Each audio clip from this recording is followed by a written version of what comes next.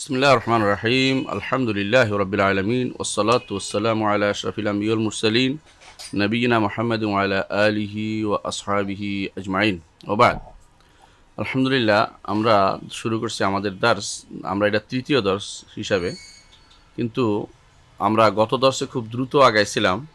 অনেক বোনেরা, অনেক ভাইরা আমাকে অনুরোধ করেছে যেন আমরা আস্তে আস্তে আগাই, অনেকে হয়তো ধরতে পারে না।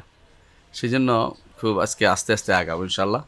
তো আগের দর্শটাকে একটু আস্তে আস্তে পার করে নেই, না হলে অনেকেই ধরতে পারে নাই বললো। সেই জন্য প্রথমেই আমরা বলি, আমাদের যে বিষয়টা পড়বো এটা হচ্ছে আকিদা। আকিদার উপরে আমরা একটা শর্ট কোর্স করব, 14 ক্লাসে শেষ করব। আমরা দুইটা অলরেডি হয়ে গেছে, 3 নম্বর ক্লাসে আছি, কিন্তু আমরা এখনও প্রথমেই আছি। প্রথম অংশ যদি কোনো শুদ্ধ না হয়, বিশুদ্ধ না হয়, শেষের অংশ আর সুশুদ্ধ হতে চায় না। আমরা গত পর্বে বিস্তারিত আলোচনা করেছিলাম আল্লাহর উপর ঈমানের বিষয়টি। এর আগে প্রথম দর্শে আলোচনা করেছিলাম আকীদা কেন প্রয়োজন, আকীদার গুরুত্ব কী, এটা আলোচনা করেছিলাম। তো গত পর্বের যে আল্লাহ তাআলার উপর ঈমানের বিষয়ে আমরা গত পর্বে শেখ মোহাম্মদ সালেহ উথাইমিন রাহিমাহুল্লাহ আকিদাতুল আহলুস সুন্নাহ ওয়াল জামাআহ এই বইটি থেকে পড়ছিলাম। আজকেও আমরা এই বইটি থেকে পড়ব। তার আগে আমি কিছু জিনিস ভূমিকা হিসাবে আলোচনা করতে চাই। সেটা হচ্ছে, শেখ এই গ্রন্থটি রচনা করেছেন সাধারণভাবে আকীদার উপর একটা ধারণা দেওয়ার জন্য। তো আকীদা কেন লাগবে? আকীদা লাগবে এই জন্য, আকীদার প্রশ্নটা আকীদারই হবে বেশি। মান রব্বুকা ওমা দীনুকা ওমান নাবিয়ুকা।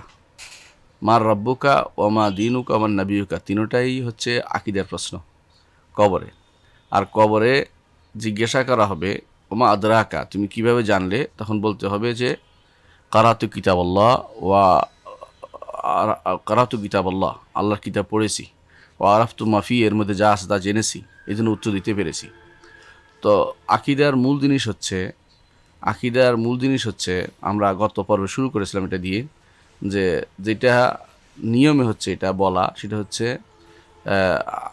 আনতুমিনা বিল্লাহি ওয়া মালাইকাতিহি ওয়া কুতুবিহি ওয়া রুসুলিহি ওয়াল ইয়াউমিল আখির ওয়াল কদরি খাইরিহি ওয়া শাররি, এদূর পর্যন্ত। এর বাকি অংশটুকু নাই, বাকি অংশটুকু মানুষে বাড়িয়ে দিয়েছে।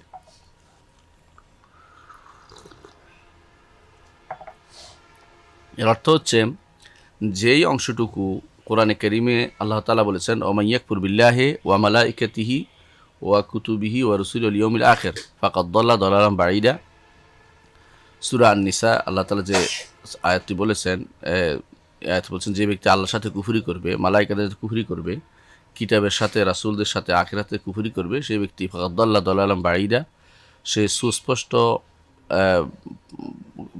সুস্পষ্টভাবে পথভ্রষ্ট হয়ে গেল, অনেক দূরের পথভ্রষ্ট তাকে পেয়ে বসলো। তো আকীদার মূল জিনিস হচ্ছে এই 6টি রকম, যেটা কোরআনে আসছে, হাদিসে আসছে। কোরআনে কারীমে 5টি এখানে আসছে, ওয়া ইয়াকফুর বিল্লাহি ওয়া মালাইকাতিহি ওয়া কুতুবিহি ওয়া রুসুলিহি ওয়াল ইয়াউমিল আখির ফাকাদ দাল্লা দালালান বাঈদা। আবার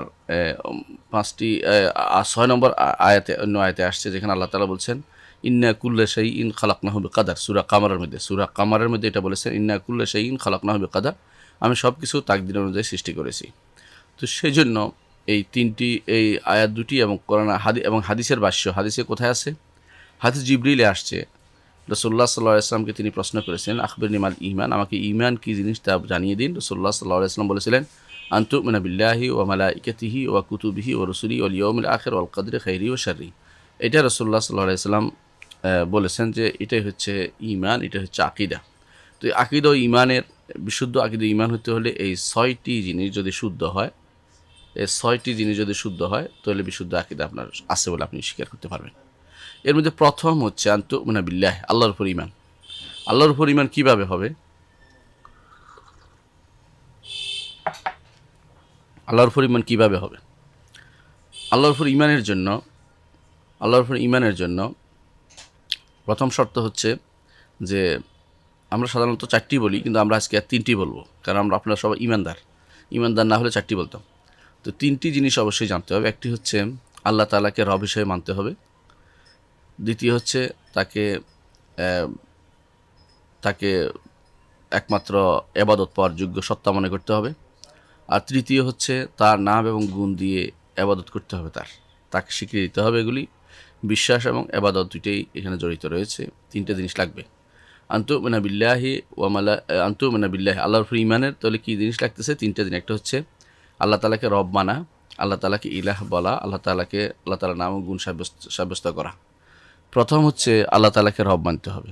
রব মানতে হলে তিনটি জিনিসের স্বীকৃতি দিতে হবে আল্লাহ তাআলার জন্য।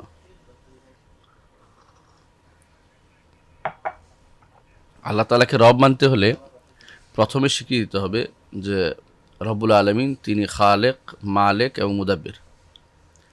তিনি খালেক, তিনি স্রষ্টা, তিনি মালিক, সব কিছুর মালিক। মুদাব্বির, তিনি সব কিছুর পরিচালক। এই তিনটি জিনিস মেনে নিতে হবে। তাহলে আমরা দেখলাম যে আল্লাহর উপর ঈমানের জন্য তিনটা জিনিস লাগবে। সেটা কি? খালেক, মালিক, মুদাব্বির। এটার দলিল আমরা শেখে দিচ্ছি। আমি শেখ একটা নাম না দিয়ে পুরোপুরি বলে গেছেন আয়াতগুলো। এই জন্য আমি আবার আয়াতগুলো যখন পড়বো আমরা এটা ইনশাআল্লাহ আমাদের সামনে আসবে। তো আমরা বলতে চাচ্ছি আকীদার উপর ঈমানের তাহলে আল্লাহর উপর ঈমানের তাহলে তিনটি জিনিস লাগবে। আল্লাহকে মানতে হবে।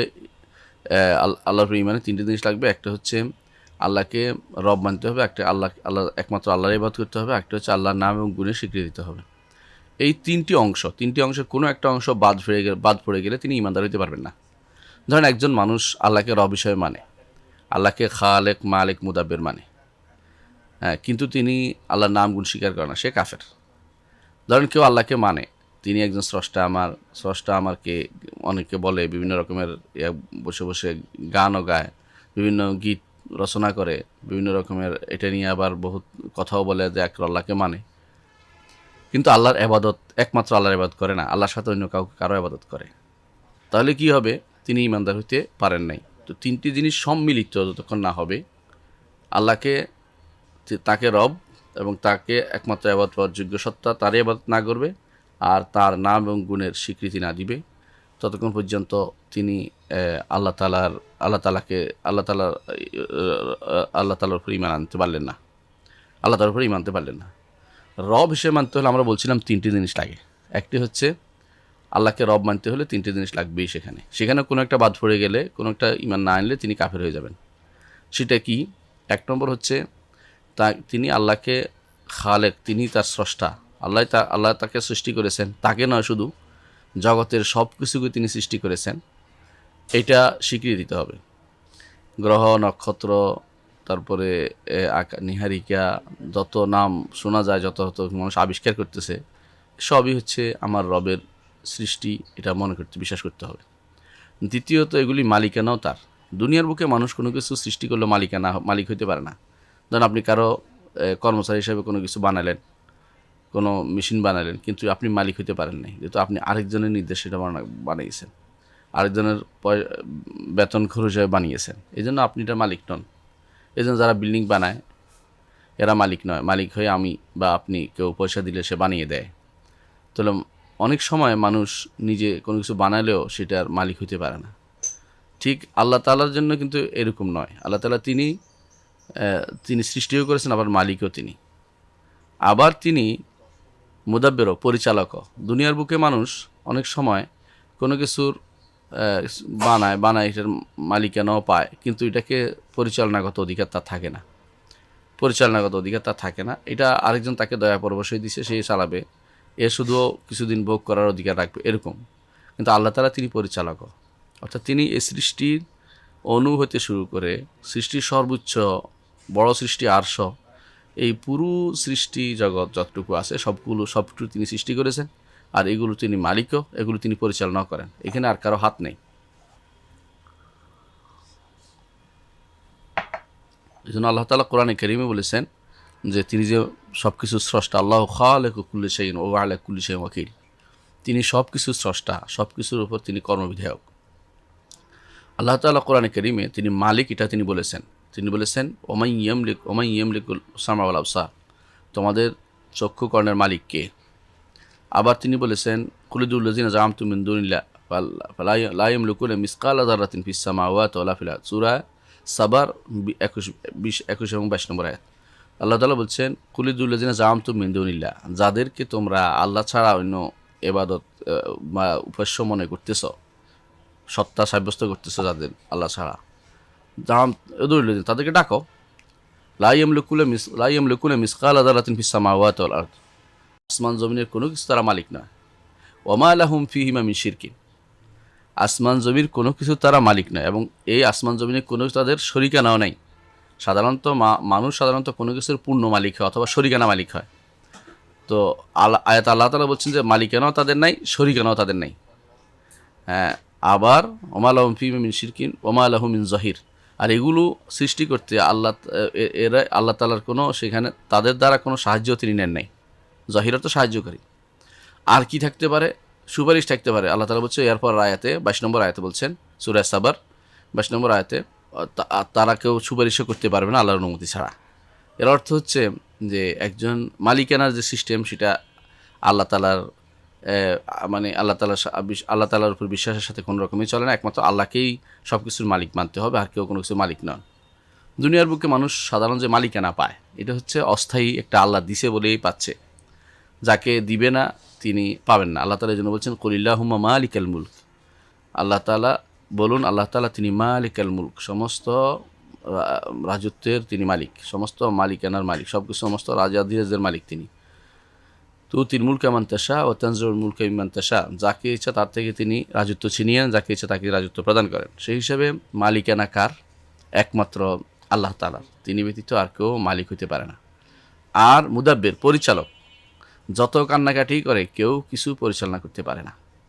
মূর্তি যাদের ইবাদত করতো আল্লাহ তাআলা তাদের অসারতা প্রমাণ করে দিয়েছেন যে ওয়া ইয়াসলুবহুমুয যুবাবু শাইআন লা ইস্তানকিদু দাউফাত তালিব ওয়াল মাতলুব। সূরা আনকাবুতের মধ্যে আল্লাহ তাআলা বলছেন যে যদি মাছি তাদের থেকে কিছু ছিনিয়ে নেয় সেটা তো ফেরত দিতে পারে না মূর্তিগুলো।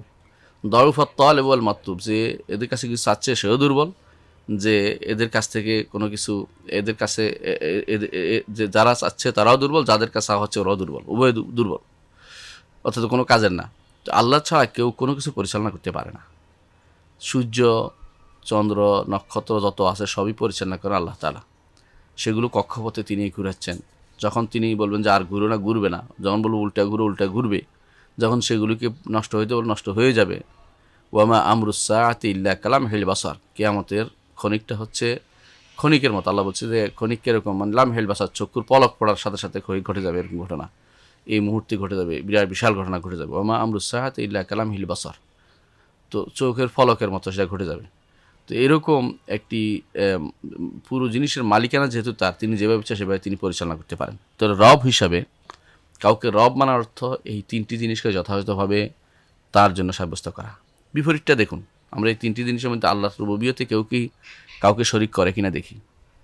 যখন আপনি বলছেন যে আল্লাহকে আমি একমাত্র আমার আল্লাহর উপরে আল্লাহর উপরে ঈমান আনার জন্য প্রথম আল্লাহকে আমি রব মানি, এর অর্থ হচ্ছে স্রষ্টা একমাত্র আল্লাহকেই মানি। কিন্তু দেখবেন হিন্দু ধর্মে স্রষ্টা একজন, লালনকারী একজন, বিনাশকারী আরেকজন, ব্রহ্মা, বিষ্ণু, মহেশ্বর, আপনারা জানেন। আবার দেখবেন যারা মূর্তি পূজা করে, অগ্নি পূজা করে, মাজুস, ওদের কাছে দুইজন, একজন ভালো একজন খারাপ, ভালো স্রষ্টা এবং খারাপ স্রষ্টা। আচ্ছা, আবার দেখুন খ্রিস্ট ধর্ম দেখেন, তাদের কাছে তিনজন, পিতা, পুত্র এবং তাদের মধ্যকার সম্পর্ককে তারা একটা সত্তা বানিয়ে নিয়েছে, তিনজন। এইভাবে যুগে দেখা গেছে একমাত্র যুগে যুগে মুসলিমরা ছাড়া যারা সত্যিকার তাওহীদবাদী তারা ব্যতীত কেউ আল্লাহকে একমাত্র খালেক মানে নাই। মালিকের প্রশ্ন আসেন, দুনিয়ার বুকে কত জায়গার কত মানুষের মালিক হয়ে যাচ্ছে তার কোনো হিসাব নেই। কীরকম মালিক? দাবি করতেছে কেউ যে তিনি সব কিছুর মালিক। ফেরাউন দাবি করতেছে আলাইসা লি মুলকু মিসরা ওয়া হাযিল আনহারু তাজরি মিন তাহতি, আমার কি এই রাজত্ব নেই মিশরের? এই নাহারগুলো আমার প্রাসাদের চারপাশ দিয়ে প্রবাহিত হচ্ছে, অর্থাৎ নীল নদ এবং বিভিন্ন নদী প্রবাহিত হচ্ছে। তখনকার সময় নদী ছিল, ওয়া হাযিল আনহারু তাজরি মিন তাহতি, তিনি প্রবাহিত ছিল, বোঝা যাচ্ছে। তো এগুলো সে দেখাইছে কৃত্রিম হ্রদ, এগুলো দিয়ে যে মালিকানা দেখাচ্ছে, মালিকানার অহংকারে তারা ফেটে পড়ছে। বর্তমানে মালিকানা দেখাচ্ছে কারা? কাফেররা পরিপূর্ণ তাদের সব কিছুর মালিক, কেউ মালিক না তাদের উপরে, এরকম নাস্তিকরা এটা বলতে থাকে। আবার দেখেন পরিচালক, দেখেন পরিচালকের অভাব নেই এখন বর্তমানে। যারা বলে কোথাও কোনো কুতুব আছে, গাউস আছে, যারা বলে রাষ্ট্র পরিচালনা করতেছে, এরকম যারা কুতুব আর গাউসের দাবি করতেছে, এরা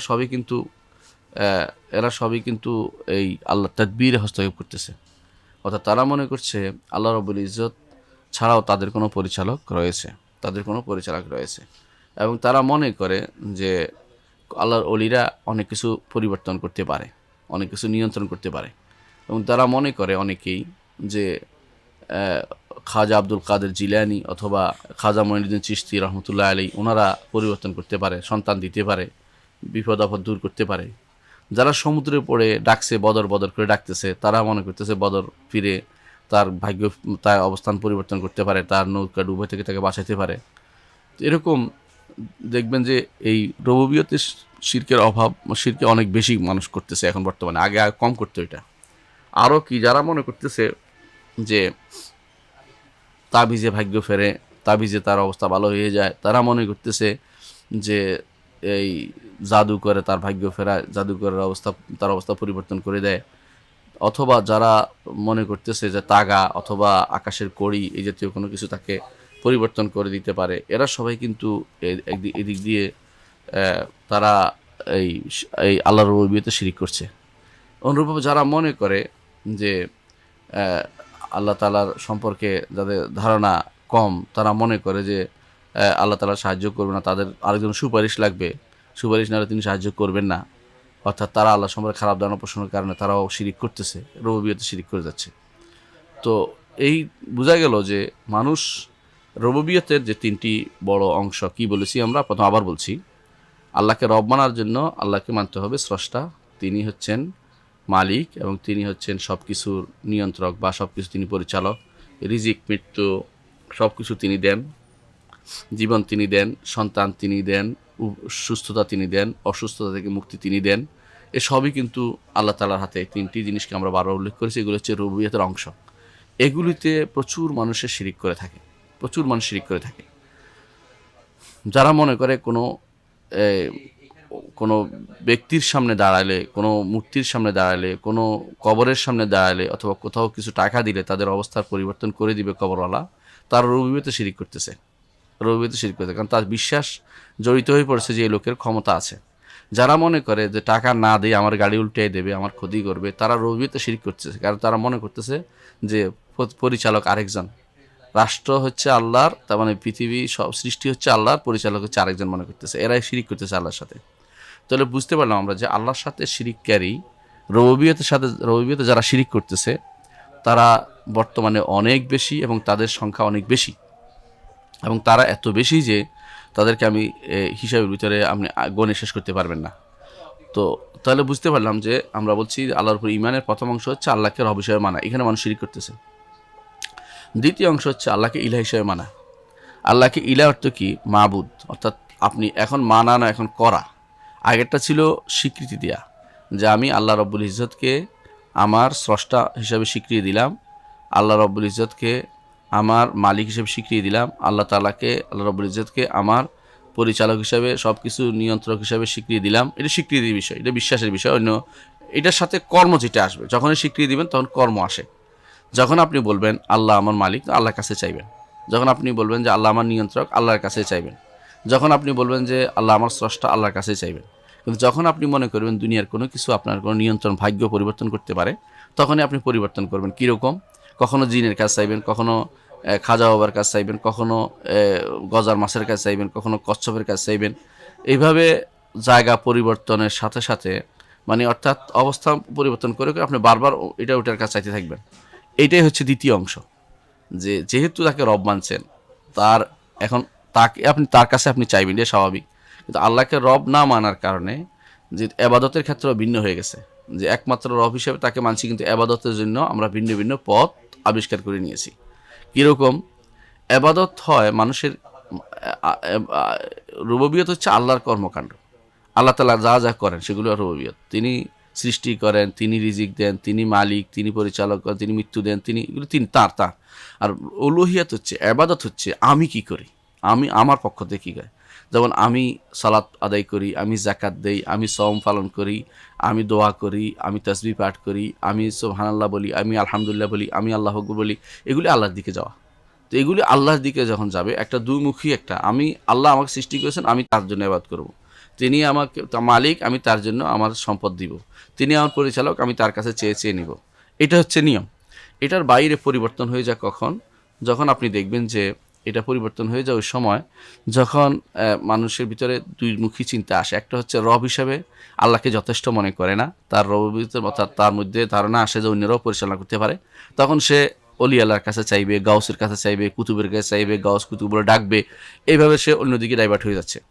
আবার কখনো কখনো একমাত্র আল্লাহকেই তার স্রষ্টা হিসেবে মানতেছে, আল্লাহকেই রিজিক দাতা হিসেবে মানছে, আল্লাহকেই তাকে তার পরিচালক হিসেবে মানতেছে। কিন্তু সমস্যা হচ্ছে একটাই, যখন সে কথা বলছে, যখন সে চাইছে, তখন সে এখন তার মনে হচ্ছে যে আল্লাহ তো আমার কথা শুনবে না।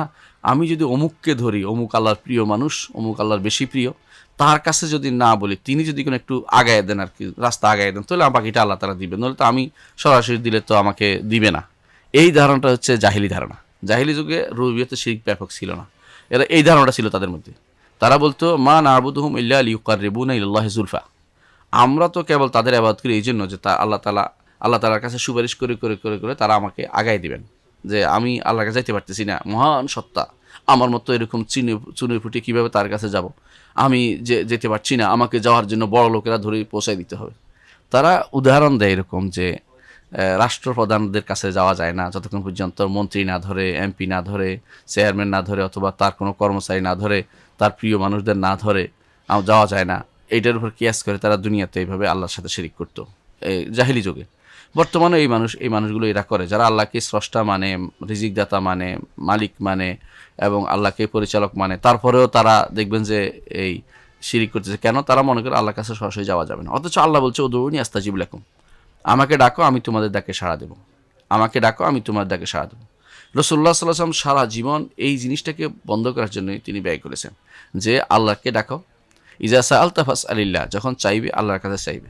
ওয়াইজা ইসতাআনতা ফাসতাঈন বিল্লাহ, যখন তুমি সাহায্য চাইবে আল্লাহর কাছে সাহায্য চাইবে। এটা রাসূলুল্লাহ সাল্লাল্লাহু আলাইহি ওয়াসাল্লাম বারবার বলেছেন, যখনই কিছু চাইবে আল্লাহর কাছে চাইবে, যখনই সাহায্য চাইবে আল্লাহর কাছে সাহায্য চাইবে, অন্য কারো কাছে যেতে নিষেধ করেছেন।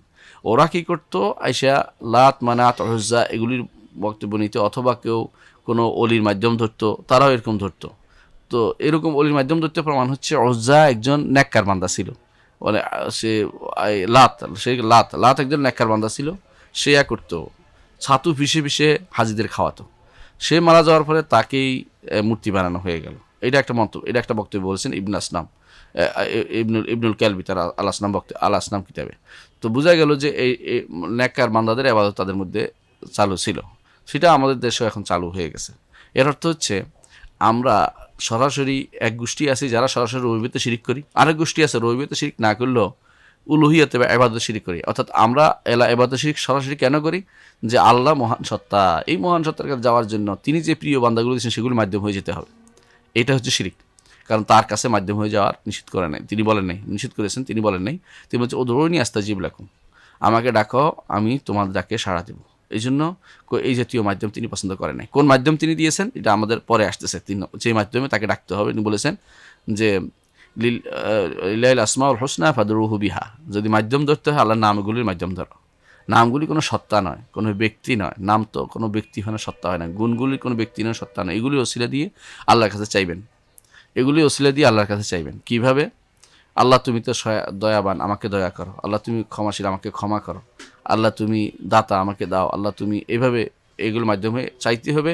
বিকল্পটা দিয়ে দিয়েছে ইসলাম, যে বান্দা সাধারণত বান্দার মধ্যে একটা প্রবণতা কাজ করে, সে কিছু একটা ওসিলা ধরতে চায়, মাধ্যম ধরতে চায়, সরাসরি যেতে পারে না, তার অবস্থা এটা। তো আল্লাহ বলে দিয়েছে ঠিক আছে, যদি আহাব্বুল ওয়াসাইল আল্লাহর কাছে প্রিয় হয়েছে তার নাম এবং গুণের ওসিলা দিয়ে ধরো, অথবা নেক আমলে, আল্লাহ আমি একটা নেক আমল করেছি ওসিলা দিয়ে চাচ্ছি নিজে করে, অথবা কোনো নেককার মানুষের সাথে শরিক হয়ে তারা দোয়া করছে, আল্লাহ আমি দোয়া করছি, আল্লাহ তুমি কবুল করো, এইভাবে।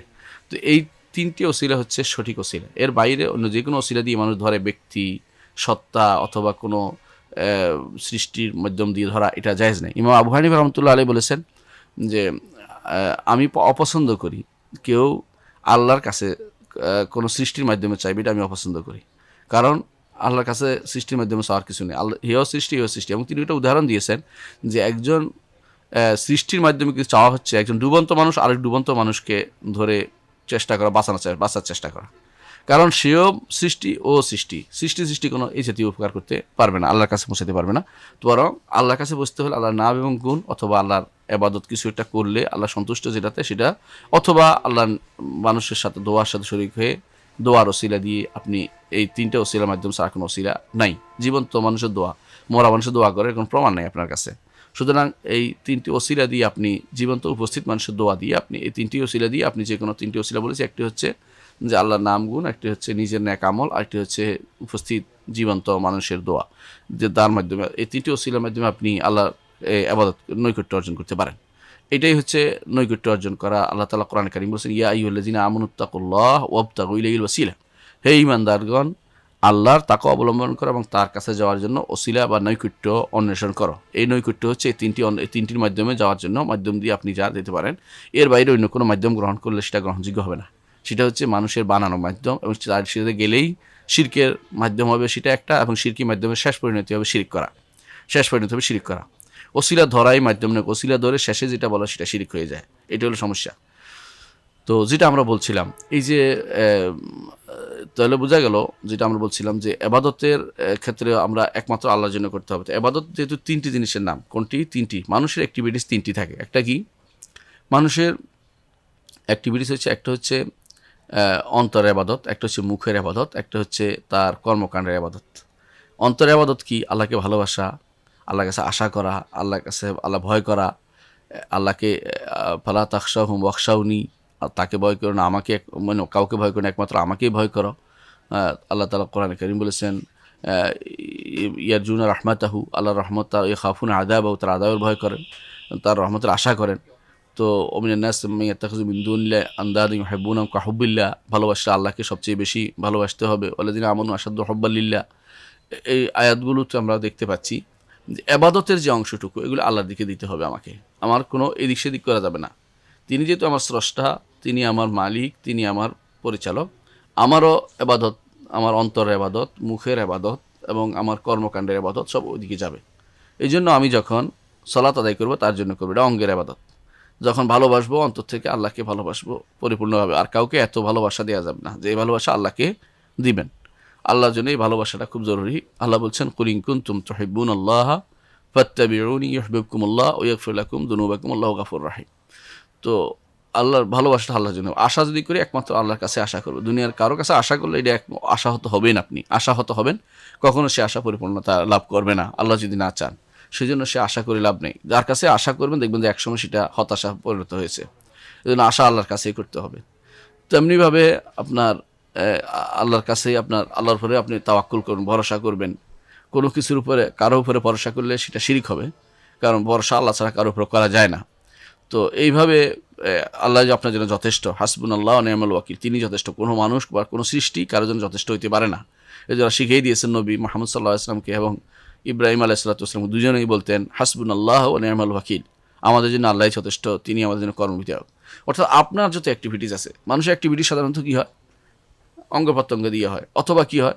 মন থেকে হয়, অথবা কী হয়? মুখ থেকে হয়। তাসবিহ আপনি পারেন চাইবেন যে আল্লাহ, তুমি মুখে বলবেন, আল্লাহর কাছে বলবেন। আপনি সাহায্য চাইবেন, আল্লাহর কাছে চাইবেন। তাসবিহ পাঠ করবেন, আল্লাহ তাসবিহ পাঠ করবেন। সুবহানাল্লাহ, আলহামদুলিল্লাহ, আল্লাহু আকবার, লা ইলাহা ইল্লাল্লাহ, লা হাওলা ওয়ালা কুওয়াতা ইল্লা বিল্লাহ, সবই আল্লাহর সাথে সম্পৃক্ত। আপনি যদি করেন সুবহানাল্লাহ জায়গা, যদি আপনি সুবহানা কোনো ব্যক্তিকে বলেন, অথবা সুবহানা কোনো সুবহানি কেউ বলে, যেমন কোনো সুফি বলতো সুবহানি মা আযম শানি, এরকম বলতো। অথবা কেউ প্রশংসা অন্য কেউ করতে করতে আল্লাহকে যা দেওয়ার অন্যকে দিয়ে দিচ্ছে, এরকম কেউ অনেক কিছু বর্তমানে যারা বেশিরভাগ সময়ে তারা রাজনীতি নেতাদের নিজস্ব সব কিছু উজাড় করে দিচ্ছে আল্লাহর ভালোবাসাটা, যার জন্য তারা আল্লাহর বিধানকে লঙ্ঘন করে চলেছে, কোনো মাথা ব্যথা নাই তাদের। এরকম যারা হয় এরা বেশিরভাগ কিন্তু এবাদতে শিরক করতেছে। এগুলো এবাদত। এবাদত হচ্ছে আপনার কর্মকাণ্ড আল্লাহর দিকে যাবে। এটা আবারও বলছি, বুঝতে পারছেন আশা করি। আপনি যাই করেন না কেন তা আল্লাহমুখী হতে হবে, একমুখী হতে হবে। এটা একমুখী হয় এমনভাবে হবে যে এর কোনো অংশ অন্য কাউকে দেওয়া যাবে না। যদি ধরেন একজন মানুষ সালাত পড়ে, জাকাত দেয়, হজ করে, রোজা করে, আল্লাহকে একমাত্র ভালোবাসে, আল্লাহর কাছে আশা করে, কিন্তু তাওয়াক্কুলের ব্যাপারে একটু তিনি একদম একটা কবর শরীফের উপরে, তথাকথিত শরীফ, সেইটার উপরে তিনি তাওয়াক্কুল করে ফেললেন, বাস তার সব বাতিল হয়ে গেছে, একদম সব বাতিল হয়ে গেছে, একটু গ্রহণ করা হবে না। অর্থাৎ এটা কীরকম জানেন? ধরেন একজন মানুষ অনেক দুধ নিয়ে আসলো, তার মধ্যে একটু দুধের সনা ফেললো, গরুর মূত্র ফেললো, কী হবে? সেটা পুরোটা নষ্ট হয়ে যাবে। ঠিক অনুরূপ আপনার এবাদতের এমন একটা জিনিস, এবাদত সেটা হচ্ছে, বা তাওহীদ এমন একটা জিনিস যে বেশিরভাগ ভালো হলে ভালো এটা না, মানে সংখ্যাধিক্য দিয়ে বা পার্সেন্টেজ দিয়ে ভালো হওয়ার সুযোগ নেই। এটাকে একটা 100% পিওর হতে হবে। নাহলে আপনার ইবাদত একটাও কবুল হবে না, আপনার কিছুই কবুল হবে না। এই জন্য তাওহীদের গুরুত্ব বেশি, এটা শিখতে হয় বেশি। আল্লাহর উপর ঈমানটা শিখতে পারলে ভালো করে বাকিটা সহজ হয়ে যাবে। আপনি যদি কোনো ধরেন আল্লাহ তাআলা খালেক মানেন, মালিক মানেন, মুদাব্বির মানলেন, সব কিছু আল্লাহ স্রষ্টা, তিনি আপনার মালিক, তিনি রিজিক দেন, তিনি পরিচালনা করেন, তিনি জীবন দেন, তিনি মৃত্যু দেন, সব বিশ্বাস করেন। আপনি আবার মানেনও এটা যে আল্লাহ তাআলার কাছে আমার ইবাদত করতে হবে, তিনি তার ইবাদত করবো, সব কিছু করবো, কিন্তু আপনি আল্লাহর নাম এবং গুণের ব্যাপারে অস্বীকার করতেছেন কোনো একটা, তাহলে আপনি কিন্তু কাফের, আপনি ইমানদার না, আপনার কোনো কিছু গ্রহণ করা হবে না, আপনি ওই কাফেরদের অন্তর্ভুক্ত হয়ে যাবেন। তাহলে বোঝা গেল যে এইখানে এই জায়গাতে কোনো রকমের ছাড় দেওয়ার এক বিন্দু সুযোগ নেই। অথচ মানুষ এখানে ছাড় দিয়ে অনেক সময় ঐক্য করতে চায়, বিরাট বিরাট দাবি করতে চায় যে আমরা পরস্পর মিলেমিশে আসি। এক ভাই শিরিক করে, আরেক ভাই চুপ করে থাকে, বাবা শিরিক করে ছেলে চুপ করে থাকে, ছেলে শিরিক করে বাবা চুপ করে থাকে, পাশে শিরিক হচ্ছে চুপ করে থাকে, প্রতিষ্ঠানে শিরিক হচ্ছে চুপ করে থাকে। আপনি বুঝছেন কি? আপনি কি আসলে কি নাসিহুন আমিন? আপনি কি আসলে কি সত্যি কল্যাণকামী, আমানতদার? আপনি কি আসলে আমানতদার হতে পেরেছেন? আপনি আমানতদার হতে পারেন নাই। কারণ আপনি তো নবীদের মতো হওয়ার আপনার দায়িত্ব ছিল। নবীরা কোনো শিরিক কখনো গ্রহণ করতেন না, এবং শিরিক দেখলে তাদের সবচেয়ে কষ্ট হতো তারা। আর আপনি যখন দেখছেন, একদিন আপনি যাবেন মূর্তি পূজাতে, সেখানে যাই দেখতেছেন যে পূজা হচ্ছে, কালী পূজা হচ্ছে, অথবা অমুক পূজা হচ্ছে, সরস্বতী পূজা হচ্ছে, আপনি সেখানে মন ভরে তাকিয়ে থাকলেন। এর অর্থ কি? আপনি কি গ্রহণ করে নিয়েছেন সেটা? যদি গ্রহণ মনে একটু তো যদি কোনো মজা লাগে দেখতে, বা আপনি এটা মনে হচ্ছে যে এটা তো একটা দারুণ জিনিস বা কিছু, এটার প্রতি একটু ভালোবাসা এসে যায়, আপনি শিরিক মুশরিক, আপনার কোনো কিছু কমন হয় না, আগের সব বাতিল হয়ে গেছে, আগেরও বাতিল হয়ে গেছে, সামনেও বাতিল, যতক্ষণ তওবা করে আবার ফিরে আসছে। তাহলে এই জায়গা, আল্লাহর উপর ইমানের এই জায়গাটুকু অত্যন্ত ভয়াবহ জায়গা, অত্যন্ত মারাত্মক জায়গা। এখানে সামান্যতম ত্রুটি মানে সব ত্রুটি, আপনি অন্য কোনো কিছু আর গ্রহণ করা হবে না। অন্যখানে আপনার ধরেন একজন মানুষ সালাত আদায় করতে গেছে, তার সালাতে ভুল হয়েছে, আরেকবার সালাত আদায় করলে কাজ হবে, অথবা সৌসিদ্ধা আসলে কাজ হবে, এখানে সৌসিদ্ধা নেই। এখানে আবার আপনাকে শুদ্ধ করে নিতে হবে, তওবা ইস্তেগফার করে ক্ষমা প্রার্থী হয়ে আবার আল্লাহর কাছে, আল্লাহ আমার জীবনের গুণাগুলো ক্ষমা করে দাও, আমি আর কোনোদিন শিরক করবো না। তাহলে আপনি দেখছেন যে শিরকের ভয়াবহতা এই ইমানের এই জায়গাতে, মানে আল্লাহর উপর ইমানের এই জায়গাতে দুই জায়গাতে আমি আলোচনা করলাম। একটা হচ্ছে আল্লাহর রুবুবিয়তের কথা, আর একটা হচ্ছে উলুহিয়তের কথা, আল্লাহর ইবাদতের কথা। ইবাদতের বলছি তিনটি জিনিস, একটা হচ্ছে অন্তরের ইবাদত, যেমন কি ভালোবাসা, যেমন কি আশা, যেমন কি ভয়, যেমন কি তাওয়াক্কুল, যেমন কি এগুলি হচ্ছে আমরা অন্তরের। আরেকটি হচ্ছে অঙ্গ প্রত্যঙ্গের। অঙ্গ প্রত্যঙ্গের কি? সালাত, সাওম, হজ, এগুলো। অন্যভাবে জাকাত, জাকাত হাত দিয়ে দেন, হাত দিয়ে দেন, তো আপনি এইটাও অঙ্গ প্রত্যঙ্গের ইবাদত। কিন্তু আরেকটা আছে মুখের ইবাদত, সুবহানাল্লাহ, আলহামদুলিল্লাহ, আল্লাহু আকবার, লা ইলাহা ইল্লাল্লাহ, লা হাওলা ওয়ালা কুওয়াতা ইল্লা বিল্লাহ, এগুলো হচ্ছে মুখের ইবাদত, এগুলো হচ্ছে মুখের ইবাদত।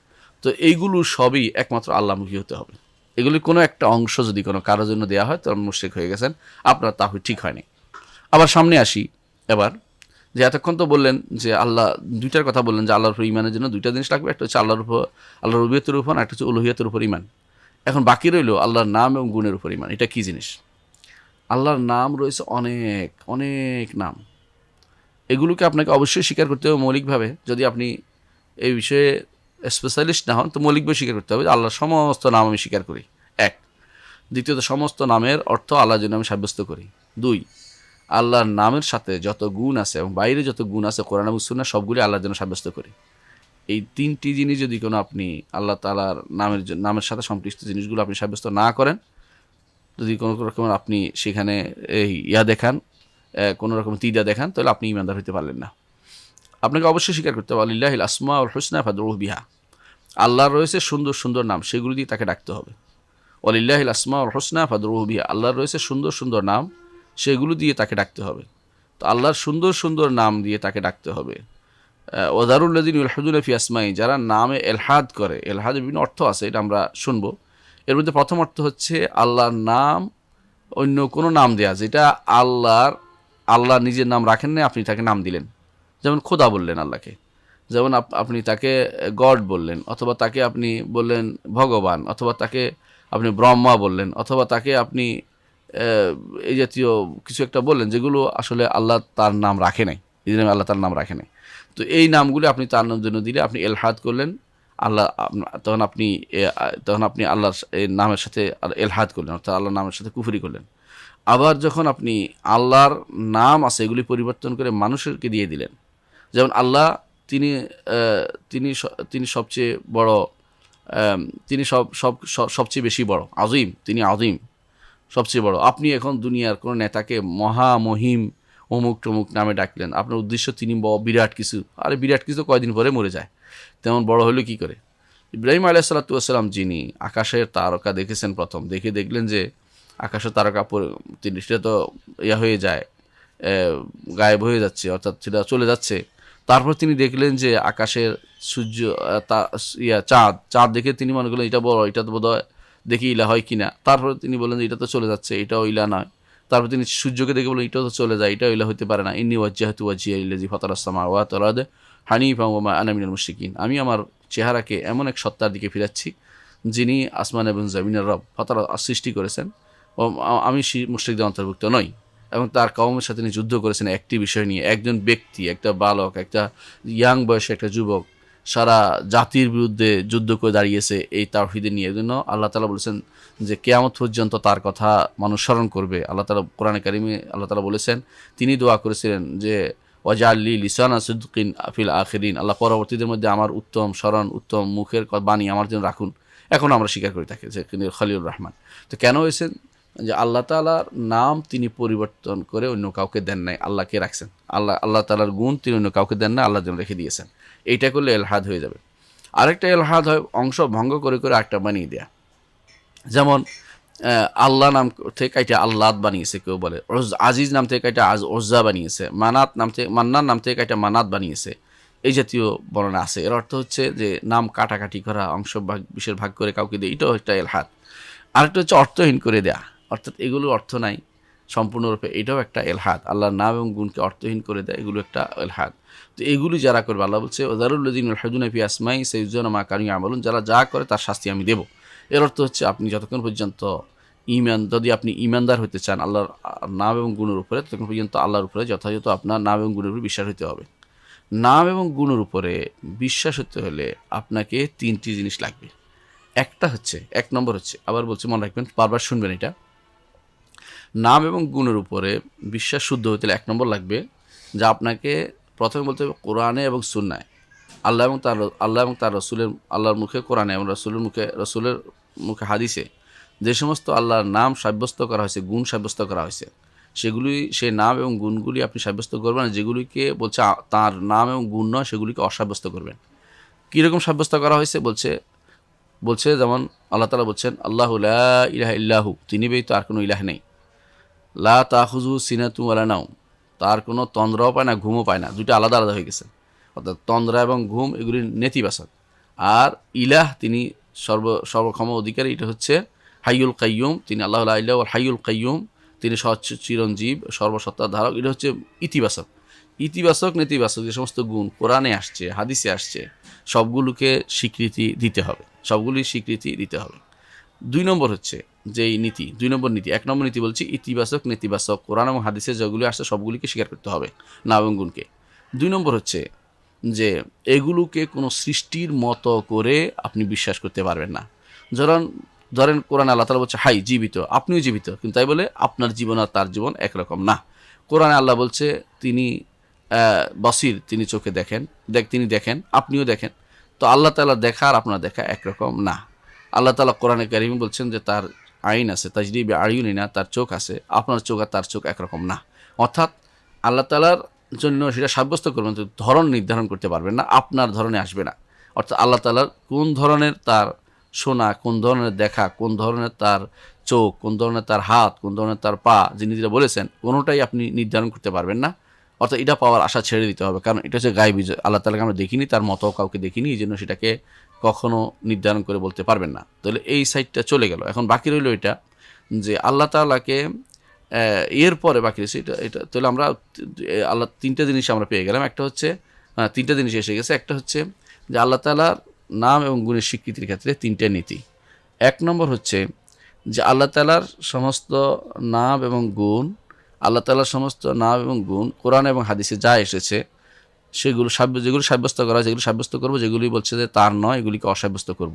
যেমন তিনি কুল আল্লাহু আহাদ আল্লাহুস সামাদ লাম ইয়ালিদ ওয়া লাম ইউলাদ ওয়া লাম ইয়াকুল লাহু কুফুয়ান আহাদ। আহাদ বলেছেন তিনি, কুল আল্লাহু আহাদ, একক সত্তা, এটা সাব্যস্ত করব। সমাদ তিনি বলেছেন সমাদ, অমুখাপেক্ষী, এটা সাব্যস্ত করব। লাম ইয়ালিদ ওয়া লাম ইউলাদ, তিনি জন্ম দেন না, তিনি জন্মগ্রহণ করেননি, জন্ম দেন না, এটা হচ্ছে নেতিবাচক, এটাও সাব্যস্ত করব। ওয়ালাম ইয়াকুল্লাহু কুফুয়ান আহাদ, তার মতো কোনো কিছু নাই, এটাও সাব্যস্ত করবো। এর অর্থ হচ্ছে এটাও নেতিবাচক।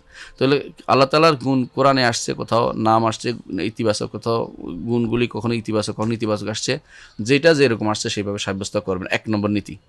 দ্বিতীয় নীতি হচ্ছে এগুলো সাব্যস্ত করতে গিয়ে সৃষ্টির কারো মতো করা যাবে না, সৃষ্টির কারো মতো করা যাবে না, সৃষ্টির কারো মতো করা যাবে না। অর্থাৎ তিনি যে জীবিত, এই জীবন আমার জীবন মতো নয়, তিনি যে দেখেন যেটা তার দেখা আমার দেখার মতো নয়, তার চোখ আছে কিন্তু তার চোখ আমার চোখের মতো নয়, তার হাত আছে তার হাত আমার হাতের মতো নয়।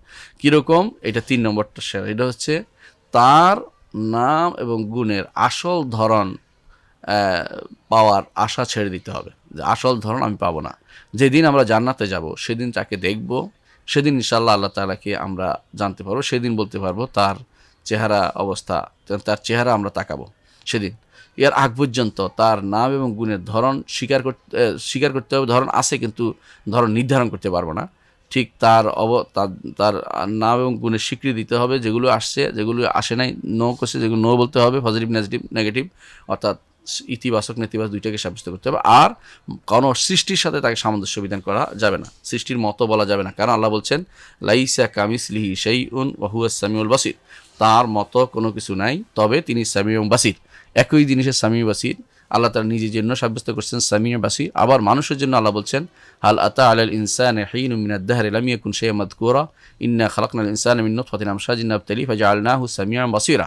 মানুষকেও তিনি সামিউ এবং বাসির বলেছেন। বোঝা গেল যে শব্দ মিলে গেলেই বা কাছাকাছি অর্থ মিললেই, একটু মিল হইলেই এটা নিষিদ্ধ হয়ে যায় না, যেটা আহলুল কালামরা বা কালাম শাস্ত্রবিদ্যা যেখানে হেরে গেছে এই নীতিতে, যারা ভুল করেছে এখানে, তারা মনে করে শব্দ মিললেই বুঝি নিষিদ্ধ হয়ে গেল। না, শব্দ মিললেও এটা হবে না, অর্থ মিললেও নিষিদ্ধ হবে না। নিষিদ্ধ হবে কোনটা? ধরন নির্ধারণ করাটা। ধরনও আছে, ধরন না থাকে কোনো কিছু অস্তিত্ব নেই। ধরন অবশ্যই আছে কিন্তু আমরা ধরন নির্ধারণ করতে পারি না, এই নির্ধারণ করাটা নিষিদ্ধ। তাহলে আমরা বুঝতে পারলাম যে আল্লাহ তাআলার নাম এবং গুণের ক্ষেত্রে 3টি নীতি অবশ্যই প্রযোজ্য, মনে রাখতে হবে, যেগুলো সাব্যস্ত করার জন্য। আল্লাহ তাআলার উপর ঈমানের জন্য 3টি নীতি। একটা হচ্ছে তার নাম, এবং আবারও বলছে মুখস্থ রাখার জন্য, তার নাম এবং গুণ সংক্রান্ত কোরআন এবং হাদিসে যা যা এসেছে, ইতিবাচক বা নেতিবাচক যেভাবে আসছে সেভাবে স্বীকৃতি দিব, সেটাকে আমরা বিশ্বাস করবো যে এগুলো সত্যি সত্যি তার, এগুলি কোনো কিছুকে অস্বীকার করবো না।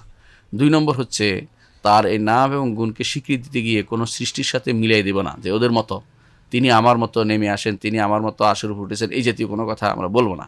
বরং তার মতো তিনি উঠেছেন, তার মতো তিনি নামেন, তিনি যেরকম তিনি তার নামও সেরকম, তিনি যেরকম তার উঠাও সেরকম, এবং তার উপরও সেরকম। মানুষের কোনো উপরে যেটা মানুষ ধারণা করে এইরকম উপর না, তিনি সব কিছুর উপরে, তিনি আয-যাহির ফালাইসা ফাওকা শাই, সব কিছুর উপরে তিনি, তার উপর কোনো কিছু নাই। এটা তিনি কোরআন কারিমে রাসূলুল্লাহ সাল্লাল্লাহু আলাইহি ওয়াসাল্লাম হাদিসে এটা আসছে। আর কোরআনে কারিমে আসছে হুয়াল আউয়ালু ওয়াল আখিরু ওয়াজ যাহিরু ওয়াল বাতিনু ওয়া বিকুল্লি শাইইন আলিম, সূরা হাদীদে আসছে তিনি হুয়াল আউয়াল, সর্বশেষ প্রথম এবং সর্বশেষ, এবং তিনি আল আখির, তিনি আয-যাহির সব কিছুর উপরে, ওয়াল বাতিন সব কিছু নিকটে। নিকটে কীভাবে? তিনি আরশের উপর থেকেও নিকটে, কারণ যে জিনিস সবচেয়ে বড় হয় তার তুলনায় সবগুলি ছোটো ছোটো জিনিস এগুলি নিকটেই থাকে, দূরে থাকার কোনো প্রশ্নই আসে না।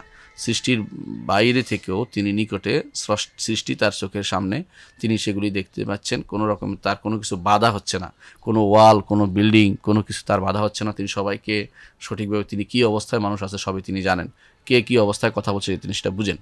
তাহলে আমরা 3টি নীতির কথা বললাম, যে 3টি নীতিতে আমরা আল্লাহর নাম এবং গুণ স্বীকৃতি দিব। এইভাবে আমরা দেখতে পাইলাম এখন যা বলেছি 9টি নীতি আমি বর্ণনা করেছি। রুবুবিয়তের জন্য 3টি নীতি, রব স্বীকার করার জন্য, আল্লাহকে রব হিসেবে কি দেওয়ার জন্য। উলুহিয়তের জন্য 3টি নীতি আমি বলেছি, আর আল্লাহর নাম এবং গুণকে স্বীকৃতি দেওয়ার জন্য 3টি নীতি বলেছি। এই 9টি নীতি যদি ঠিকভাবে আপনি প্রতিপালন করতে পারেন, আল্লাহ যদি নির্ধারণ করতে পারেন, অন্য কাউকে কিছু না দেন, এগুলোর মধ্যে সমস্যা তৈরি না করেন, তাহলে অবশ্যই আপনি আল্লাহ তাআলার তাওহীদ প্রতিষ্ঠা করতে পারলেন। এটার নাম হচ্ছে ঈমান বিল্লাহ। তাওহীদ যেটা, এটাই ঈমান বিল্লাহ। ঈমান বিল্লাহর আরেক নাম হচ্ছে তাওহীদ, এখানে কোনো আর কিছু নেই। আল্লাহর উপর ঈমানের আরেক নাম হচ্ছে তাওহীদ, আল্লাহর উপর ঈমানের আরেক নাম হচ্ছে তাওহীদ। বারবার বলছে মুখস্থ রাখা যেন, এখানে কখনো যেন আমরা এটার সাথে গুলিয়ে না ফেলি। আমরা বারবার বলেছি আল্লাহর উপর ঈমানের প্রথম আল্লাহর উপর ঈমানের 3টি অংশ আছে। একটা হচ্ছে উলুহিয়ত, রুবুবিয়ত, আসমা সিফাত। রুবুবিয়তে 3টি, উলুহিয়তে 3টি, আসমা সিফাত 3টি। এই 9টি জিনিস মিলে হবে 3টির অংশ, অর্থাৎ আল্লাহর উপর ঈমানের, আল্লাহর উপর ঈমান। এইটা আমরা বারবার বলছি, এতক্ষণ এখানে ভুল না হয়। তো এইটার উপরে শেখ অনেকগুলো দলিল নিয়ে আসছেন। আমরা এই দলিলগুলি আলোচনা করতেছিলাম গত পর্বে। সেখানে আমরা আলোচনা করতে করতে বলেছিলাম, প্রথমে আমরা দেখি একটা দলিল দিই, আপনি বুঝবেন এখন। তিনি প্রথমে বলছেন যে নুমিনু বিরুবুবিয়াতিল্লাহ, আমরা আল্লাহ রবুবিয়তের উপর ঈমান আনি। আই আন্নাহুর রব্বু আল খালিকু আল মুলকুল মুদাব্বিরুল জামিউল উমুর, তিনি এমন এক রব যিনি খালিকুল মালিকুল মুদাব্বির, তিনি খালেক স্রষ্টা, তিনি মালিক, তিনি মুদাব্বির জামিউল উলুম, সব কিছু তিনি পরিচালক। যে তিনটা কথা বলছে, তিনটা কথা তিনি বলেছেন। আবার উলুহিয়ার কথা বলেছেন, ওয়া নুমিনু বিউলুহিয়াতিল্লাহি তাআলা বিআন্নাহুল ইলাহুল হক ওয়া কুল্লু মাবুদিন সাওয়াহি বাতিল, আমরা আল্লাহর উলুহিয়ত স্বীকৃতি দেই। সেটা কি? সেটা হচ্ছে যে তিনি একমাত্র হক ইলাহ, কুল্লু মাবুদিন, যাবতীয় মাবুদ তিনি ব্যতীত সবই বাতিল। আমার এবাদত তাঁর দিকে যাবে, আমার এবাদত কি যেভাবে যাক তিন দিক দিয়ে যায়, কখনো মুখে যায়, অর্থাৎ কখনো অন্তরে যায়, অন্তর থেকে যায়, আর কখনো অন্তর মুখে মিলে যায়, কখনো অন্তর এবং অঙ্গ প্রত্যঙ্গের মাধ্যমে যায়। এই তিনটি মাধ্যমে আমার এবাদত যাচ্ছে। এই তিনটি এবাদত একমাত্র আল্লাহর দিকে যেতে হবে, আর কারোর দিকে দেওয়া যাবে না। ওয়ান উমিনু বিআসমাইল হুসনা ওয়া সিফাতিহি, আমরা আরও ঈমান রাখি যে আল্লাহর জন্য সুন্দর সুন্দর নাম রয়েছে এবং উত্তম গুণগুলি রয়েছে, পরিপূর্ণ গুণগুলি রয়েছে, এটার উপর আমরা ঈমান রাখি। তো এই তিনটি ঈমানের পরে, তিনটি ঈমানের কথা বলার পরে তিনি বলতেছেন ওয়া নুমিনু বিওয়াহদানিয়াতি ফি যালিকা, অর্থাৎ আগে যেগুলো গেছে রুবুবিয়াত, উলুহিয়াত, আসমা সিফাত, এগুলো আপনি যদি বলেন যে আমি আল্লাহকে কিছু রব মানলাম, উলুহিয়াতের কিছু মানলাম, আসমা সিফাতের কিছু মানলাম, সবগুলিতে কিছু কিছু বাদ দিলেন, অথবা কোনো একটা থেকে একটা পয়েন্ট বাদ দিলেন, তাহলে আপনি কাফের, আপনি ঈমানদার হতে পারেন নাই। এটা বারবার বলছে, এই জন্য উনি বলতেছে এটা ওয়া নুমিনু বিওয়াহদানিয়াতি ফি যালিকা, যেগুলো চলে গেছে এগুলো সবগুলিতে তিনি একক তিনি মাপ ইলাহ, এইটা তিনি একক সত্তা, এই সত্তার আর কেউ সেটা পাবে না, একক তাঁকেই দেওয়া হবে। এটা ছাড়া আর কাউকে দিলে তিনি গ্রহণ করবেন না, তিনি সেটা গ্রহণ করবেন না। হাদিসে কুদসিতে এই জন্য আল্লাহ তাআলা বলেন, আনা আগনা শুরাকা আনি শিরক, আমি যত শরিক দেওয়াদের শরিক নেওয়া থেকে সম্পূর্ণ আমি বিমুক্ত, অর্থাৎ আমি তাদের শরিক নেই না। আর দুনিয়ার বুকে মানুষ শরিকের অংশ পাওয়ার জন্য ব্যস্ত হয়ে পড়ে, যে আমার অংশ ভাগ করে দাও, আমার অংশ দাও, তোমার অংশ তুমি নিয়ে দাও। আল্লাহ বলে যে না, আমি ভাগাভাগি জিনিস আমি নেই না, কোনো শরিকানা জিনিস আমি নিব না। মান আমিলা আমালান ও আশরাকা ফিহি মাই গাইরি তারাকতু ওয়া শিরকাহু, হাদিসে কুদসিতে আল্লাহ তাআলা বলছেন, যে কেউ আমার সাথে কাউকে শরিক করে, যে আমার জন্য কোনো আমল করে, সেখানে কাউকে একটু শরিক করে দেয় যে ও একটু দেখুক, তাহলে ওর কাজে লাগুক, তাহলে সেটা তারকে আমি ছেড়ে দিই, তার আমলটাও ছেড়ে দেই, এটা কোনো আমি গ্রহণ করি না। অর্থাৎ আপনি ধরেন সালাত পড়লেন, মনে মনে চিন্তা করলেন যে সালাতটা আল্লাহর জন্য করেছি, আবার একটু চিন্তা করলেন যে যেহেতু মসজিদের মতো আল্লাহ সাহেব আসছে তো সুন্দর করে পড়ি, অথবা অমুক ইমাম সাহেব আসছে আমি একটু ভালো করে পড়ি, তাহলে আপনার নামাজটা শেষ হয়ে গেছে, অর্থাৎ আপনার পুরো ইবাদতটাই বাতিল হয়ে গেছে, আল্লাহ একটু নেবেন না, এটা শরিক নেবেন না। তো নুমিনু বিওয়াহদানিয়াতি ফি যালিকা, অর্থাৎ আল্লাহর রুবুবিয়তে, উলুহিয়তে, আসমা সিফাতে কোনো শরিক আনা নেই, এগুলো শরিক নেওয়া যাবে না, এককভাবে তাকে দিতে হবে। এই জন্য আল্লাহ তাআলা কোরআন কারীম বলছেন, ক্বালা আল্লাহু তাআলা রব্বুস সামাওয়াতি ওয়াল আরদি ওয়া মা বাইনাহুমা ফা'বুদহু ওয়াসতাবির লিইবাদাতিহি হাল তা'লামু লাহু সামিয়া, তিনি আসমান এবং জমিনের রব, ওয়া বাইনাহুমা, আসমান জমিনের সব কিছুর রব তিনি, বাইনাহুম ফা'বুদহু। আপনি খেয়াল করেছেন একই আয়াতের ভিতরে সূরা মারিয়ামের 65 নম্বর আয়াতের মধ্যে আল্লাহ তাআলা একই আয়াতে আল্লাহ তাআলা একই আয়াতের ভিতরে আল্লাহ তাআলা রুবুবিয়ত, উলুহিয়ত, আসমা সিফাত তিনটা উল্লেখ করেছেন। এটা আমাদের ধাঁধার মতো মুখস্থ রাখতে হবে যে কোন আয়াতে। আমরা আগেও বলেছিলাম যে আলহামদুলিল্লাহ রাব্বিল আলামিনের ভিতরে সবই আছে, এরকম বহু আছে, কিন্তু একটা আয়াত মুখস্থ রাখবেন সবসময়, সূরা মারিয়ামের 65 নম্বর আয়াত, রব্বুস সামাওয়াতি ওয়াল আরদি ওয়া মা বাইনাহুমা, আসমান এবং জমিন এর মধ্যে যা আছে সব কিছুর মালিক রব, তিনি রুবুবিয়তের আয়াত। ওয়াসতাবির লিইবাদাতি, তার ইবাদতে তুমি লেগে থাকো, এটা হলো উলুহিয়তের ইবাদত, এটা উলুহিয়তের আয়াত, উলুহিয়তের অংশ, অর্থাৎ এটাতে তার ইবাদতে লেগে থাকো, আর কারো ইবাদত করতে পারবে না। হাল তা'লামু লাহু সামিয়া, তার মতো সমনামের কেউ কি তুমি পাও, এর অর্থ কি আল্লাহর নাম এবং গুণের কথা বলা হচ্ছে। তাহলে সূরা মারিয়ামের 65 নম্বর আয়াতে আল্লাহ তাআলা আমাদের জন্য রুবুবিয়ত, উলুহিয়ত, আসমা সিফাত তিনটাকে একসাথে উল্লেখ করেছেন। অনেকে যাদের অন্তর বাঁকা আছে তারা বলে যে আল্লাহর তাওহীদ আবার তিন প্রকার হয় কেমনে, আল্লাহর তাওহীদ তিন প্রকার হয় কেমনে, এটা ওনাকে জিজ্ঞাসা করতে হবে। একজন মানুষ যেমন, আপনি আশ্চর্য হবেন যে এই মানুষগুলি তারা কেন বুঝে না, প্রত্যেকটি জিনিসেই এমন কোনো একক জিনিসের নাম পৃথিবীতে খুঁজে পাওয়া যাবে না যেটা একক, এটা বুঝে নামের কথা। প্রত্যেক জিনিসেই তার কিছু না কয়েকটা মিলেই হয়। সালাত কেমন হয়? সালাত হয় রুকু, সাজদা, শেষ বৈঠা, দাঁড়ানো, কিয়াম, কুরুদ, পড়া, এই সবগুলি মিলিয়ে সালাত হয়। এখন কেউ যদি বলে আমি সূরা ফাতিহা পড়লাম, সালাত হয়ে গেছে? হয় নাই। তাহলে বোঝা গেল যে এটার অর্থ হচ্ছে রব্বুল আলামিনের তাওহীদের এই তিনটি অংশ, এটা আসলে বাস্তব ভিত্তিক। আল্লাহ তাআলা কোরআনে উল্লেখ করেছেন, রাসূল হাদিসেও আছে, এবং যুগে যুগে আলেমরা বলে গেছেন। এর অর্থ হচ্ছে এটাকে কেউ যদি কোনো এদিক সেদিক করে তো সে ভুল করছে, এটা আমাদের বলতে হবে। তো এই দেখেন এখানে কিন্তু আপনি দেখেন এই একই আয়াতের ভিতরে 3টা জিনিস আসছে, কিন্তু এখানে আর কোনো নাম আসে না। এর তো হচ্ছে আপনি 3টা নাম একসাথে পেয়ে যাচ্ছেন। সেটা কি? রুবুবিয়ত, উলুহিয়ত এবং আসমা সিফাত, এই 3টা নামকে আপনি পাচ্ছেন। এই জন্য এগুলি দলিল হিসেবে এরপর তিনি উল্লেখ করেছেন আল্লাহু লা ইলাহা ইল্লাহুল হাইয়ুল কাইয়্যুম। আমরা এখন যদি পরীক্ষা করি আপনাদেরকে, আমি জানি না আপনারা পারবেন কিনা, যদি আমার সামনে থাকতো আমি শুধু জিজ্ঞাসা করতাম, সেটা হচ্ছে আল্লাহু লা ইলাহা ইল্লাহুল হাইয়ুল কাইয়্যুম, আল্লাহু লা ইলাহা ইল্লাহুল হাইয়ুল কাইয়্যুম, এখানে আপনি কি কি পাচ্ছেন বলেন তো? আমার তো মনে হয় না আপনার না পারার কথা। আল্লাহ প্রথম নামটি আসছে, এটা কি হবে? আল্লাহর নাম এবং গুণ, তাই না? আল্লাহর নাম আসছে। লা ইলাহা ইল্লাহু, তিনি ব্যতীত আর কোনো ইলাহ নেই, এটা কি? ইলাহ নেই, যেহেতু উলুহিয়তের কথা চলে আসছে। আল হাইয়ুল কাইয়্যুম, নাম তিনি হাই, সর্বসত্তার, তিনি সর্বসত্তাকে তিনি জীবন দেন, তিনি নিজে জীবন্ত, চিরজীবন্ত। আল কাইয়্যুম, তিনি সব কিছু ধারণ করেন। এই দুইটা নাম তাহলে একই আয়াতের প্রথম আয়াতের অংশেই আপনি একটা আয়াতের প্রথম আয়াত অংশে আপনি উলুহিয়ত আসমা সিফাত পেয়ে গেছেন, উলুহিয়ত এবং আসমা সিফাত পেয়ে গেছেন। আচ্ছা, লা তাখুযু সিনাতুন ওয়ালা নাওম, তাকে পেয়ে বসে না কোনো তন্দ্রা না ঘুম। আচ্ছা বলেন তো এখানে কি পাইলাম? আল্লাহর এমন গুণগুলি পাইছি যেগুলো নেগেটিভ গুণ, অর্থাৎ যেগুলো আল্লাহর জন্য সাব্যস্ত করা যাবে না। তন্দ্রাও তার সাব্যস্ত করা যাবে না, ঘুমও তার জন্য সাব্যস্ত করা যাবে না। লাহু মা ফিস সামাওয়াতি ওয়া মা ফিল আরদ, মালিকানা তার, আসমান জমিনের সব কিছুর মালিকানা তিনি, মালিক তিনি। আমরা বলেছি মালিকানা কি বোঝায়? রুবুবিয়ত বোঝায়। তাহলে এখানে কি আসলো? আল্লাহ তাআলার রুবুবিয়তের কথা চলে আসলো। আসুন, মানদাল্লাযী ইয়াশফাউ ইনদাহু ইল্লা বিইজনি, এমন কে আছে তার কাছে সুপারিশ করবে তার অনুমতি ব্যতীত। এটা কি সুপারিশ? কুলিল্লাহি শাফাআতু জামিআ, সুপারিশ মালিক একমাত্র আল্লাহ তাআলা, আল্লাহর কাছে চাইতে হবে এটা। তাহলে এটা হচ্ছে উবুদিয়তের অংশ, ইবাদত, যে আল্লাহর কাছে চাইতে হবে আল্লাহ তুমি আমাকে সুপারিশকারী বানিয়ে দাও, আল্লাহ তুমি আমাকে তোমার নবীকে আমার জন্য সুপারিশকারী বানিয়ে দাও, আল্লাহ আমার সালাতকে আমার জন্য সুপারিশকারী বানিয়ে দাও, আল্লাহ আমার জাকাতকে আমার জন্য সুপারিশকারী বানিয়ে দাও। আল্লাহর কাছে চাইতে হবে, মানুষের কাছে নয়, অথবা কোনো ইবাদতের কাছে নয়, কোনো সৃষ্টির কাছে নয়। অর্থাৎ আপনি এভাবে আল্লাহর কাছে চাইতে পারবেন, আল্লাহ তুমি আমাকে তোমার নবীর সুপারিশ নসিব করো। এটা হচ্ছে ইবাদত, আল্লাহর কাছে চাওয়া। তো মানদাল্লাযী ইয়াশফাউ ইনদাহু ইল্লা বিইজনি, এমন কি আছে যে সুপারিশ চাইবে তার কাছে তার অনুমতি ব্যতীত? এর অর্থ হচ্ছে তার অনুমতিতে কোনো সুপারিশ হবে না। জাহিলি ধারণা সুপারিশের কি? জাহিলি ধারণা হচ্ছে এটা যে আপনি যে কোনো কিছু করে কারো মাধ্যমে সুপারিশ পেয়ে যাবেন, এটা জাহিলি ধারণা।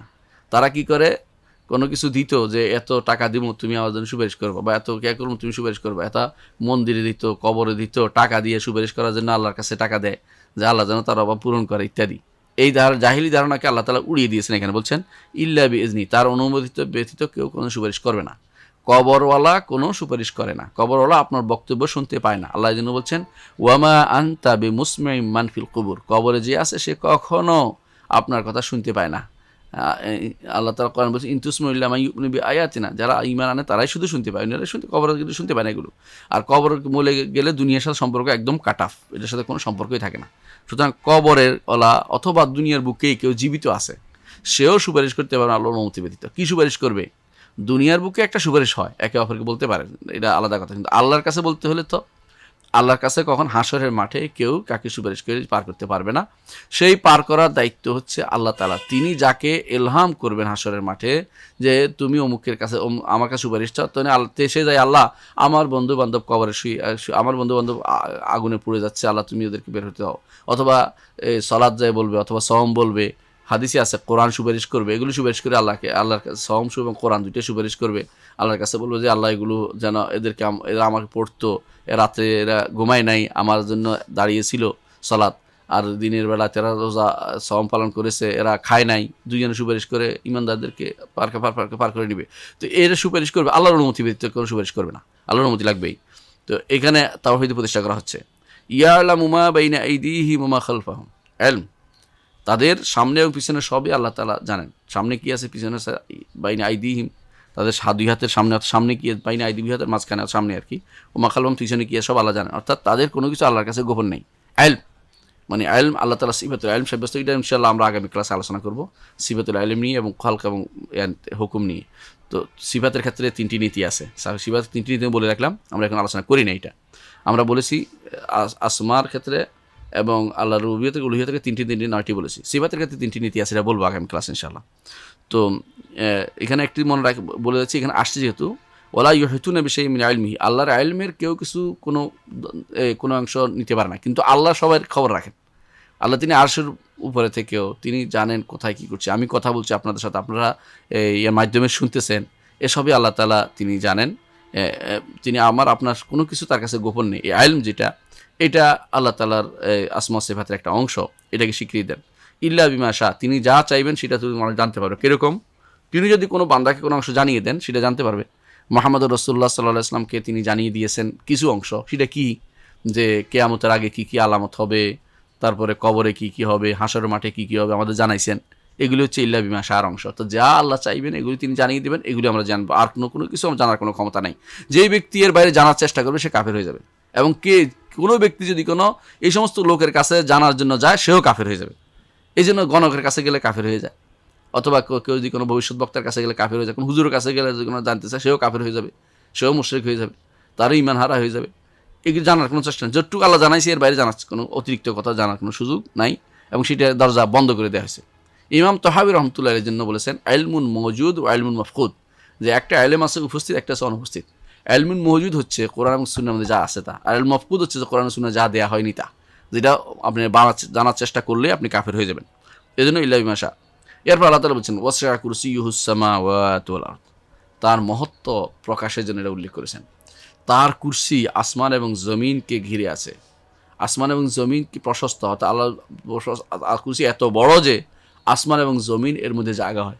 কীরকম জায়গা হয় জানেন?